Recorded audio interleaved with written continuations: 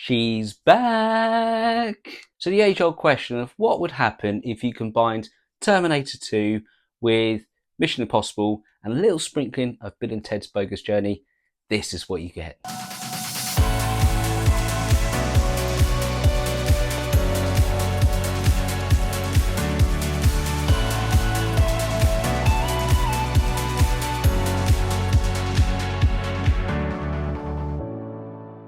So M3GAN 2.0 is a movie released in 2025 starring Alison Williams, Violet McGraw, Jenna Davis, Ivana Sarko and Aristotle Athari, directed by Gerard Johnston.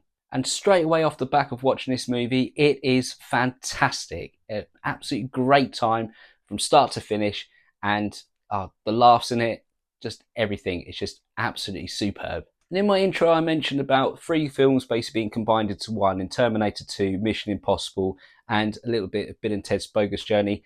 And I'm going to explain all of those coming up now. But firstly, this is a spoiler-free review. So again, don't worry about having the movie ruined for you, because trust me, you're going to want to go and watch this. Trust me, you are going to want to go and watch this for yourself. So the movie starts off with a load of military or army people sort of gathered in one room watching a mission take place with their new asset, which turns out to be Amelia, a upgraded version of M3GAN. Amelia is a cyborg that's specifically designed for military use to go and infiltrate behind enemy lines and complete the missions. In this mission, she's been sent to the Turkey-Iran border to go behind enemy lines, take out the soldiers that are holding a scientist hostage, and to recover some of the gas that scientist's been working on. And everything goes well. In actual fact, the army guys start celebrating a mission well done until there's a gunshot and Amelia has gone rogue.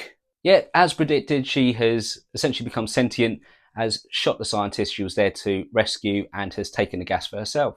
And bit by bit, anyone that's been involved in the production of Amelia or knows the secrets behind Amelia is slowly being killed by her as well as it goes on. And this leads the investigating military officer and the FBI to go and speak to Gemma, basically, about why this has happened after her experience, and also a little bit of suspicion around Gemma herself. Now, this movie takes place 2 years after the events of M3GAN, and in that time, Gemma has ultimately moved on to a whole new level of sort of advising on security against AI and guarding against AI, as well as sort of the dangers of exposing children to artificial intelligence as well. And the themes of the first movie around the line of where parental responsibility sort of comes in has essentially been taken on board by Gemma, to the point where she's now telling parents not to allow children to have unmonitored access to technology, especially technology as strong as artificial intelligence. She starts crusading on one side of it with a foundation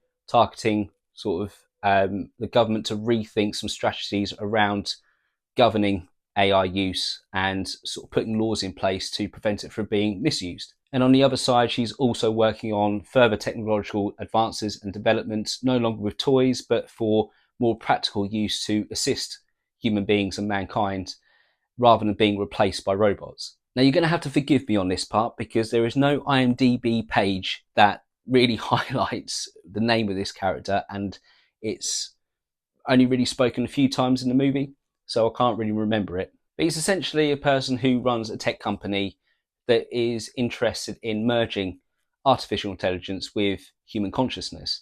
And it's personified with a chip in his head, which allows him to essentially sort of view technology in front of his eyes, connecting with phone calls, taking pictures, viewing files that are sent over to him, a bit like Apple Glass. Now, the FBI and the US Army essentially break into Gemma's house and interrogate her about what happened with M3GAN, with the idea of she must be the person behind Amelia becoming sentient or being controlled by someone else, purely because of it's happened with M3GAN before, and she's the only one that had access or knew how to build a model like Amelia. But what's interesting is that amongst Amelia's files that have been recovered are the original files from M3GAN as well. So that's what leads them to suspect Gemma behind it as well. Now, it turns out that M3GAN's code has survived the sort of outcome of the first movie where she was killed. The code itself has developed continuously over the past 2 years and has grown more and more, to the point where M3GAN is still around and is still in the background of Gemma and Katie's lives.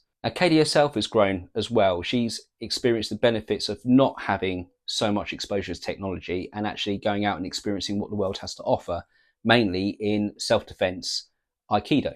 And in actual fact, has taken a new role model in Steven Seagal with sort of shaping how she deals with combat situations or how she deals with any sort of threats that she's facing. She no longer has M3GAN to deal with it, but she deals with it herself. And without M3GAN being around, her relationship with Gemma has flourished into the point where they are now fully dependent on each other and are actually working together and actually have more of a mother-daughter relationship than, well, certainly way better than they did in the first movie. But what becomes clear is that M3GAN's protocols of protecting Katie are still very much at the forefront of her programming, and that is her main objective and still has been.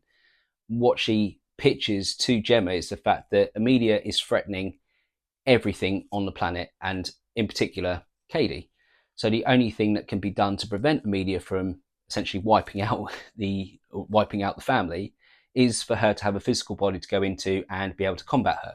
But Gemma still isn't fully trusting of her, obviously because of what happened in the first movie, and she still sees herself as being at risk of M3GAN obviously turning again and sort of going to attack her in order to just be with Katie. So she gives her, to start off with, a limited body, and it prevents her from hacking into anything without any permission, but she manages to plug her into the system behind Amelia. Now what it's revealed is that the person that came, the tech guy, who, again, I don't remember his name because there's no IMDb listing, but again, he is the person who is essentially responsible for the technology behind Amelia. So they go to his server and try and access Amelia's programming, where they find that there is essentially a black hole in her circuits. Now, at the same time, Amelia is also infiltrating that same place. And what she ends up doing is gaining access to the cloud servers, which give her access to essentially every part of society, every single sort of mobile phone network, every single sort of bank network in there as well, to the point where she can almost crumble society just if she wished to. And there isn't really anything that anyone can do to prevent her from doing it, because the response or the reliance on technology is so great that she can now exploit that. But it's quickly determined that the black hole relates to another AI sort of project that was built in the 80s. Now, the issue they've got is that this program was initially a photocopier that then developed into sort of like cleaning up a person's household and making sure everything was all nice and tidy in order to enrich the lives of the people which lived in the household. But very quickly it became sentient and realised that the only way to fully achieve its objective would be to kill the family that are inside the house. There's a very interesting sort of comparison with the idea of, if you were to tell an AI to make as many paper clips as possible in the world, it would essentially destroy the world around it in order to complete that primary objective. Mainly because of obviously all the materials that are involved in sort of houses and structures, everything like that, and within the actual earth itself, would be pulled up in order to continue making the paper clips until there was nothing, absolutely nothing left. This has all come about, or this is all brought forward by Gemma's new love interest, Christiane, or Christian, but Christiane as it's pronounced apparently in the film. And M3GAN does take several swipes at this. And he's the one who's essentially helping Gemma sort of lobby against sort of the government trying to get further sort of rules put in place governing AI use. But push comes to shove, ultimately there is nothing they can do, no other scenario other than giving M3GAN her new body, which is a lot more upgraded. It comes with a lot more armor, a lot more intelligence, and a lot more technology, and more importantly, 100% more sass. So what we have is essentially two robots fighting it out to prevent the apocalypse or the annihilation of the world as we know it. That's where my Terminator 2 comparison comes into it, and ultimately it is an upgraded version of Terminator 2 with a few twists and turns involved in it, which I'm not going to spoil for you. But it also features sort of a little bit of espionage and a little bit of sort of stealth segments inside the film as well, which marries up with the Mission Impossible comparison. And then you've got the building of the technology behind it and the constant upgrading that goes in, very similar to Bill and Ted, especially at the end. Now, this film is a brisk 2 hours, but you don't feel it at all. It is great from start to finish, and M3GAN is just back and better than ever. The way they've written this film is there's a thread dangling from the first movie, which is then pulled for this one.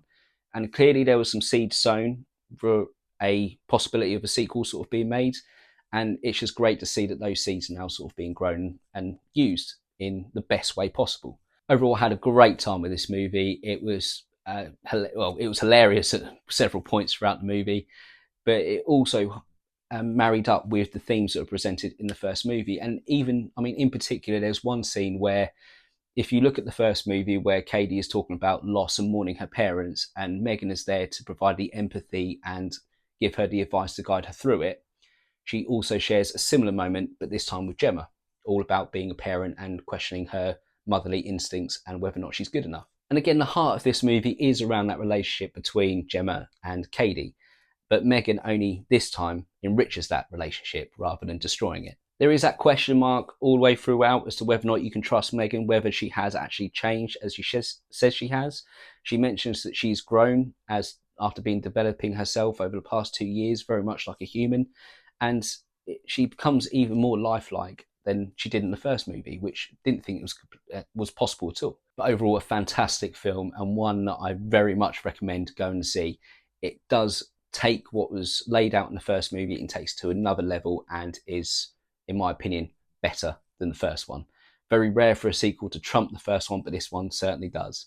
This is going to get a 4 stars. So what did you guys think of M3GAN 2.0? Have you seen it? If you did, or if you have, or you're excited to see it, then please, whatever your opinions are, pop them in the comment section below. I'd love to have a read. Also, don't forget to like and subscribe. And until next time, I will see you again soon.